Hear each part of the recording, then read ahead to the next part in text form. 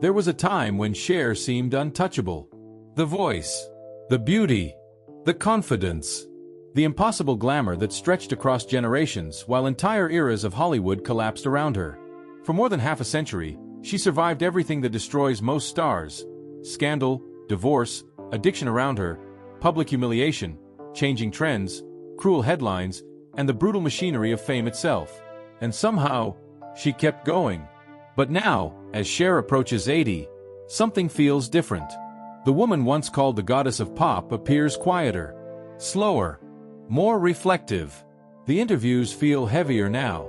The jokes carry exhaustion underneath them. The dazzling image that once looked immortal has started revealing something deeply human beneath it. A loneliness, a grief, a life shaped by survival more than happiness.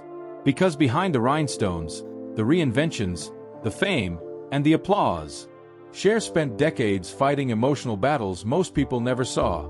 And perhaps the saddest part of all is this: the world always saw her as powerful.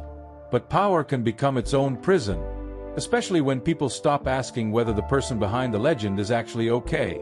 Today, Cher lives surrounded by memories, old relationships, old pain, old versions of herself scattered across nearly 60 years of public life.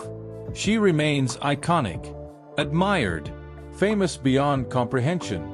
But fame has a strange way of isolating people as they age. The world continues celebrating the image, while the person carrying it quietly grows tired underneath.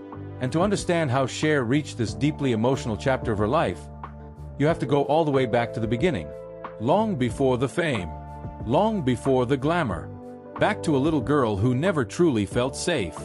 Cher was born Sherilyn Sarkeesian in 1946, in El Centro. Her childhood was unstable almost from the start.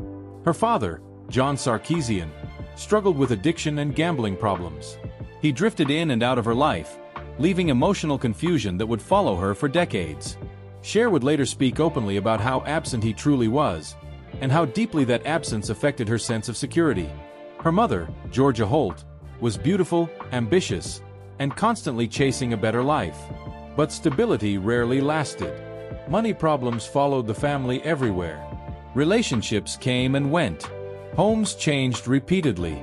There were periods when Cher felt emotionally abandoned even while surrounded by people. At times, the family was so financially desperate that Cher was placed in an orphanage temporarily while her mother tried to rebuild her life. That experience stayed with her forever. Imagine being a child and already feeling unwanted by the world. Already learning that love can disappear overnight. Already understanding that survival matters more than comfort. Those early wounds quietly shaped the woman the world would later call fearless. Because often, the strongest celebrities are simply children who learned very early that nobody was coming to save them. Even as a teenager, Cher felt different from other girls. She struggled in school. She believed she wasn't smart. She had undiagnosed dyslexia, though few people understood it at the time. Teachers underestimated her. She felt awkward, emotionally disconnected, uncertain of where she belonged. But she possessed something impossible to ignore: presence. Even before fame, people noticed her. The dark hair, the unusual beauty, the intensity in her eyes, the sense that she carried emotions far older than her age. And perhaps most importantly, Cher desperately wanted escape. Hollywood became more than a dream. It became survival. In the early 1960s, still a teenager, she moved to Los Angeles. Like countless young girls before her, she arrived carrying ambition, insecurity, and hope all at once. That was where everything changed. Because that was where she met Sonny Bono. At first, Sonny appeared almost like a protector figure. He was older, connected to the music industry, confident. He understood the business world that terrified her. For a young woman raised in instability, emotional dependency can feel very similar to love. And Cher fell deeply into Sonny's orbit. Together, they became one of the most recognizable couples in America. Sonny and Cher exploded during the mid-1960s with songs like I Got You Babe, transforming them into cultural icons almost overnight. The public adored them. They seemed playful, different, authentic. While other stars looked polished and manufactured, Sonny and Cher felt strange in a fascinating way. Their chemistry became their brand. Television audiences couldn't get enough of them. But behind the scenes, the emotional reality was far more complicated. Cher was becoming famous before fully understanding herself. And Sonny increasingly controlled nearly every aspect of her life. Their relationship slowly evolved into something emotionally imbalanced.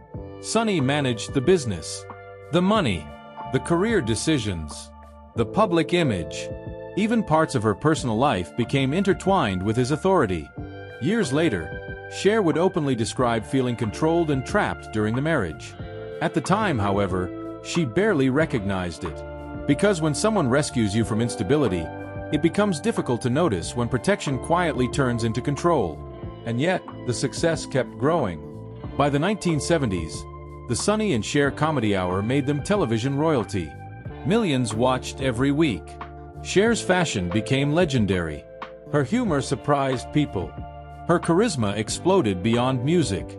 But internally, she was beginning to break apart. Fame had arrived. Happiness had not. There is something deeply lonely about becoming famous while emotionally unfinished. The world starts loving a version of you before you even know who you really are. And Cher increasingly felt suffocated inside the image America adored. Then came the affairs, the betrayal, the emotional collapse of the marriage. By the early 1970s, Sonny and Cher's relationship was crumbling privately while still performing happiness publicly. Sonny reportedly had multiple affairs. Cher felt emotionally neglected, isolated, and trapped inside a life that no longer felt like her own. But leaving terrified her. Not only emotionally, professionally, because Sonny controlled much of the business empire surrounding them. Walking away could destroy everything. And for a woman who grew up terrified of instability, that fear carried enormous psychological weight. Still, eventually, the pain became impossible to ignore. In 1975, Cher filed for divorce. To the public, it looked like celebrity heartbreak. But emotionally, it was far deeper than that. This was the collapse of the relationship that had built her identity. The man who helped create her career had also become the man she needed to escape. And suddenly, Cher faced one of the most frightening realities any celebrity can experience. Who are you without the person the public associates you with? Hollywood can be merciless to women after divorce, especially aging women. And at the time, many people believed Cher's career would collapse without Sonny beside her. But what happened next shocked everyone. She reinvented herself. Again, and again, and again. That became one of the defining patterns of Cher's life. Survival through reinvention. After Sonny, she entered another emotionally turbulent chapter with Gregg Allman of the Allman Brothers Band. Their relationship burned intensely from the beginning. Passion, chaos, addiction, emotional instability.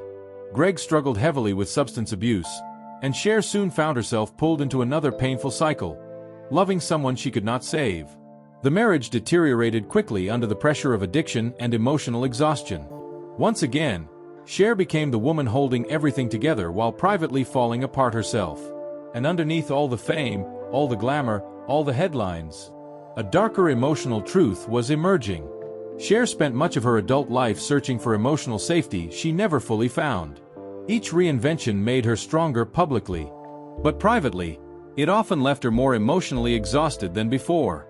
By the late 1970s, America still saw Cher as glamorous, confident, funny, unbreakable. But behind closed doors, she was already carrying decades of heartbreak, abandonment issues, relationship trauma, and emotional loneliness.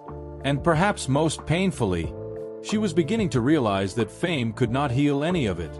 In fact, fame often made it worse. Because once the world turns you into an icon, very few people continue seeing you as a person. And Cher was about to enter the most transformative and emotionally complicated chapter of her entire life. By the beginning of the 1980s, Cher had already lived several different lives. She had been a struggling teenager, a pop sensation, a television superstar, a divorced celebrity wife, a tabloid obsession, and a woman trying desperately to rebuild herself after years of emotional turbulence. But Hollywood has always been cruel to women once they reach a certain age, especially women who refuse to disappear quietly. As the music industry evolved and younger stars began dominating popular culture, many critics openly treated Cher like a relic from another era. Her variety show fame suddenly looked old-fashioned. Her glamorous image became an easy target for mockery. There were whispers that her best years were behind her. For many celebrities, that kind of public rejection becomes emotionally devastating. Because fame creates a dangerous psychological dependency. You begin measuring your worth through applause, through attention, through relevance. And when the spotlight starts moving away, it can feel like your identity is dying in real time. Cher understood that fear deeply. Behind her confidence was still the insecure little girl who once believed she wasn't smart enough, beautiful enough, or stable enough to survive alone. Only now, the stakes were much larger. The entire world was watching. What happened next became one of the most remarkable reinventions in Hollywood history. Instead of fading away, Cher transformed herself again. This time, not just as a singer, but as a serious actress. At first, Hollywood refused to take her seriously. To executives, she was still the flashy pop star with dramatic outfits and a famous name. Few believed she possessed real acting ability. Some openly dismissed her before auditions even began. And Cher felt the humiliation of that rejection intensely. She later admitted how painful it was entering rooms where people had already decided she was a joke. But pain had always fueled her survival instinct. So she fought harder. Her performances in films like Silkwood and Mask stunned critics who had underestimated her for years. Suddenly, the woman many viewed as a fading celebrity became one of the most respected actresses in Hollywood. Then came Moonstruck. The role changed everything. Her performance earned her the Academy Award for Best Actress in 1988, cementing her transformation from pop icon to legitimate Hollywood powerhouse. But even during her greatest professional triumphs, there was sadness quietly following her. Because success never truly solved the emotional emptiness underneath. That is one of the darkest realities of celebrity life. People imagine fame eventually heals insecurity. In truth, it often amplifies it. The more the world worships you, the more terrifying it becomes to lose that worship. And by the late 1980s, Cher had become obsessed with staying relevant, staying desirable, staying unforgettable, which meant fighting the one thing Hollywood fears most in women: aging. For male celebrities, aging often becomes associated with wisdom, sophistication, or prestige. For women, especially in entertainment, aging can feel like public punishment. Wrinkles become headlines. Weight fluctuations become scandals. Every physical change becomes a cultural conversation.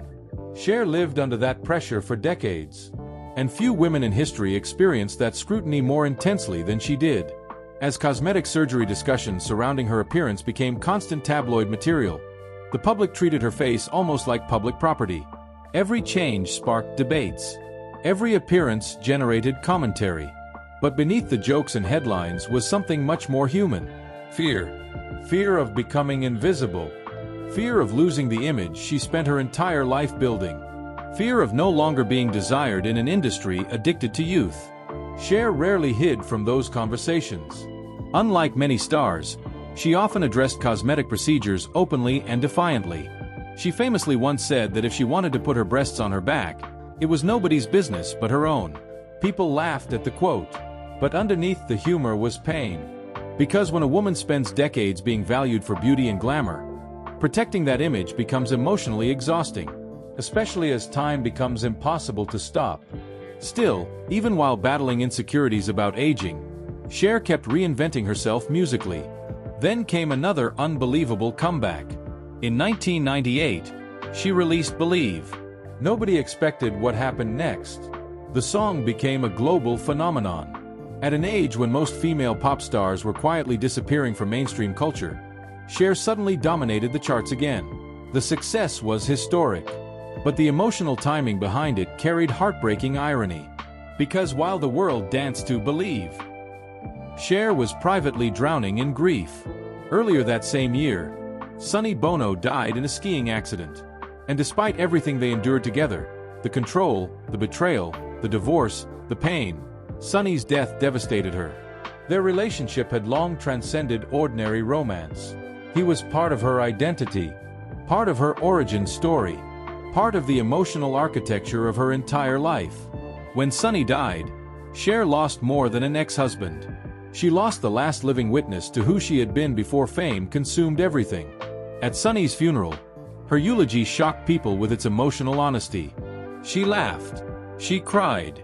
She remembered him with warmth despite their painful history. And in many ways, that moment revealed the emotional complexity of Cher's life better than anything else ever could. Because human relationships are rarely simple, especially relationships built inside fame. You can resent someone deeply and still mourn them forever. After Sonny's death, something inside Cher seemed to change. The public still saw glamour and confidence. But emotionally, she appeared increasingly reflective, more guarded, more aware of time slipping away.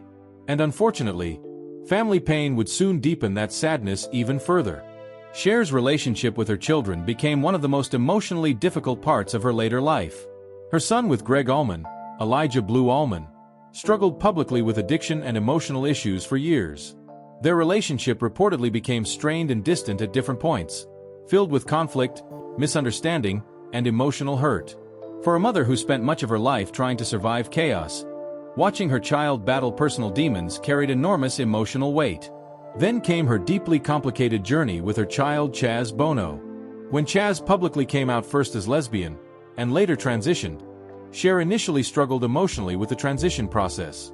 Though she eventually became supportive and loving publicly, she admitted that acceptance did not happen instantly, and that honesty mattered, because it showed something deeply human beneath the celebrity image. Cher was not emotionally perfect. She was a mother trying to understand enormous change while navigating her own fears, generational beliefs, and emotional confusion. But public scrutiny turned deeply personal family matters into worldwide discussion, and that pressure exhausted her. For decades, Cher had to perform emotional strength publicly while dealing with deeply private struggles behind closed doors. That dual existence slowly wears people down, especially celebrities who become symbols rather than human beings. Then there were the romances. Over the years, Cher dated younger men, famous men, powerful men. The tabloids obsessed over every relationship. Some mocked her. Others fetishized her image as an older glamorous woman refusing to age traditionally. But beneath many of those relationships was a recurring emotional pattern. Temporary connection. Temporary escape from loneliness. Then loss again. Cher once admitted that men were not necessities in her life. They were luxuries. The quote sounded empowering, but there was sadness hidden inside it too, because sometimes independence is not freedom. Sometimes it is emotional self-protection after decades of disappointment. As the years passed, more and more people from Cher's life began disappearing. Friends aged. Former lovers died. Hollywood transformed into something unrecognizable from the world she once ruled. And aging as a celebrity creates a uniquely painful emotional experience. You become surrounded by ghosts of your younger self. Old performances, old interviews, old photographs frozen in time while your real body continues aging privately. The public continues comparing you to who you used to be, and no human being can win that battle forever. By her 70s, Cher remained culturally iconic. But emotionally, there were increasing signs of exhaustion underneath the image. The endless touring became harder physically. Health scares emerged quietly over the years. She had battled chronic fatigue issues and serious illnesses in the past, including Epstein-Barr virus, which affected her for long periods. Still, she kept working, kept performing, kept maintaining the legend. Because for stars like Cher, stopping can feel terrifying. When your identity has been tied to fame for over 50 years, silence becomes frightening. And perhaps that is the tragedy hidden beneath Cher's extraordinary career. The world spent decades applauding her strength, without realizing how much of that strength was actually survival. But as Cher entered the final chapters of her life, another painful realization slowly emerged. No amount of fame can stop time, and no amount of applause can fully protect someone from loneliness, especially when the spotlight begins dimming, and the long emotional cost of an entire lifetime finally starts catching up. Today, when people look at Cher, they still see the icon first. The fashion, the voice, the confidence, The woman who somehow survived every era of entertainment while entire generations of stars disappeared around her. But age has a way of stripping away illusion. And as Cher approaches 80, there are moments now where the legend feels quieter, almost fragile beneath the surface. Not physically fragile, emotionally fragile. Like someone who has spent a lifetime carrying enormous weight while pretending it never hurt. Because eventually, even the strongest people grow tired. Especially people who spent decades convincing the world they were indestructible. One of the saddest realities about aging celebrities is that the public rarely allows them to age normally. Ordinary people are permitted to slow down quietly, to disappear from attention, to become softer with time. Icons are not given that same grace. They are expected to remain symbols forever. Forever beautiful. Forever entertaining. Forever emotionally available to strangers. And Cher has carried that burden longer than almost anyone alive. For over 60 years, the world consumed her image constantly. Every hairstyle became news. Every outfit became discussion. Every relationship became spectacle. Entire generations grew up seeing her not as a person, but as a permanent cultural object. Imagine the emotional exhaustion of living that way. Imagine waking up every day knowing millions of people still expect you to resemble the version of yourself they first fell in love with decades earlier. It becomes a war against time itself. And no one wins that war forever.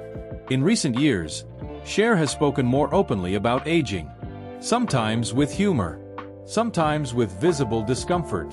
There are moments during interviews where her confidence still flashes brilliantly. Sharp jokes, quick intelligence, the same charisma that once dominated television screens. But there are also moments where sadness quietly slips through. Small pauses, longer silences, a certain heaviness in the way she reflects on the past.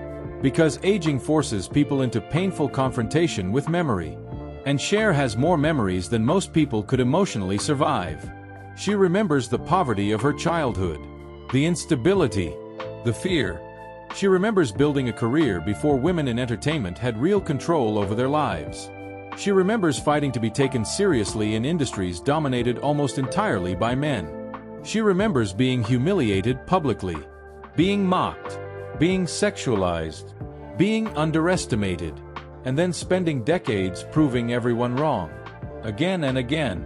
But proving people wrong comes with a hidden emotional cost. Eventually, your whole identity becomes tied to survival. You stop asking whether survival is actually making you happy. That may be one of the deepest tragedies of Cher's life. She became extraordinary at enduring pain, not necessarily at escaping it. And then came the losses. The endless losses. As people age, grief becomes cumulative. It piles up slowly over time until entire parts of your life exist only in memory. Friends disappear. Former lovers disappear. Family members disappear. Entire worlds vanish. Cher has already outlived many of the people who defined her life story. Sonny Bono is gone. Gregg Allman is gone. Many contemporaries from the golden eras of Hollywood and music have either passed away or faded into silence. And surviving longer than everyone else can become its own form of loneliness. Especially when your past remains permanently alive in public memory. That is the cruel paradox of fame. Ordinary people lose loved ones privately. Celebrities lose loved ones publicly. While old footage, old songs, and old photographs keep reopening emotional wounds forever. Then there are the family struggles that never fully disappeared.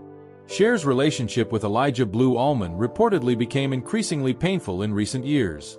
Public reports about addiction struggles, emotional distance, and family conflict placed deeply personal pain into headlines once again. For any mother, watching a child suffer creates helplessness. But for famous mothers, that helplessness becomes public entertainment. And behind every tabloid headline is a human being quietly carrying guilt, fear, and emotional exhaustion. People often imagine celebrity wealth protects stars from suffering. In reality, money frequently magnifies isolation. You begin wondering who genuinely loves you and who loves access to your fame.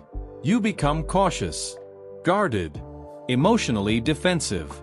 And over time, emotional self-protection can slowly evolve into loneliness. Cher herself has hinted at this reality throughout later interviews. There have been moments where she openly admitted fearing loneliness. Moments where she described how difficult relationships became after decades of fame and emotional disappointment. Because eventually, fame changes the way people approach you. Some idolize you, some fear you, some romanticize you, but very few truly see you. And perhaps nobody understood that more painfully than Cher. Even her love life became strangely melancholic with age. The public often focused on her relationships with younger men, turning them into jokes or tabloid fascination. But underneath the headlines was something more emotionally revealing. Cher still wanted connection, still wanted affection, still wanted to feel desired and emotionally alive. And there is something deeply human about that. Aging does not erase emotional needs.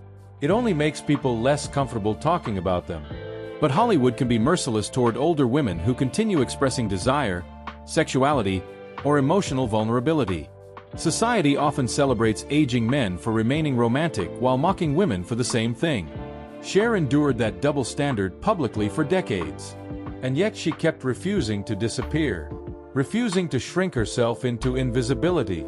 In many ways, that rebellion became both her greatest strength and her greatest emotional burden. Because staying culturally relevant for over half a century requires constant reinvention, constant performance, constant emotional labor. At some point, the person disappears underneath the image they are maintaining. And lately, there are signs Cher may finally be exhausted by that endless performance. Her appearances have become less frequent. Her energy feels different now. Not defeated, just tired. Like someone who has spent a lifetime outrunning silence, only to eventually realize silence was waiting anyway. There is one particularly heartbreaking aspect of Cher's story that rarely gets discussed. For most of her life, she was surrounded by noise. Crowds, studios, tour buses, television audiences, award shows, photographers, music, applause. But aging often removes those distractions one by one. And eventually, many celebrities are left alone with themselves for the very first time. That can become emotionally terrifying. Because when the cameras stop flashing and the audience disappears, unresolved pain has a way of resurfacing. The abandoned child inside you resurfaces. The heartbreak resurfaces. The fears you outran through work and fame resurface. And suddenly, survival no longer feels like enough. That is why Cher's story feels so emotionally haunting today. Not because she failed, not because she disappeared, but because she achieved almost everything fame could possibly offer, and still seemed to spend much of her life searching for peace, searching for emotional safety, searching for lasting love, searching for rest. And maybe that is the hidden truth behind so many legendary celebrities. The public sees wealth and glamour, but human beings do not stop being human once they become famous. They still fear aging. They still fear abandonment. They still lie awake at night thinking about regrets. And as Cher moves deeper into the final chapter of her life, there is a growing feeling that she understands something now that few people understand when they are young. Fame is not the same thing as emotional fulfillment. Applause is not the same thing as love. Reinvention is not the same thing as healing. For decades, Cher survived by becoming larger than life. But time eventually humbles everyone. Even icons. Especially icons. And maybe that is why her story feels so sad now. Because beneath one of the most celebrated careers in entertainment history, there is still a little girl from a broken childhood who spent her entire life trying not to feel abandoned again. A woman who became immortal to the world, while privately carrying very human pain. And now, nearing 80, surrounded by memories, losses, and the fading echoes of entire eras she once dominated, Cher stands as something far more complicated than a superstar. She stands as a reminder that fame can give people everything except peace. A reminder that beauty fades no matter how desperately the world tries to preserve it. A reminder that even the most glamorous lives can become painfully lonely with time. And perhaps most haunting of all, a reminder that sometimes the people who look strongest in public are the ones who spent their entire lives quietly surviving heartbreak nobody fully saw.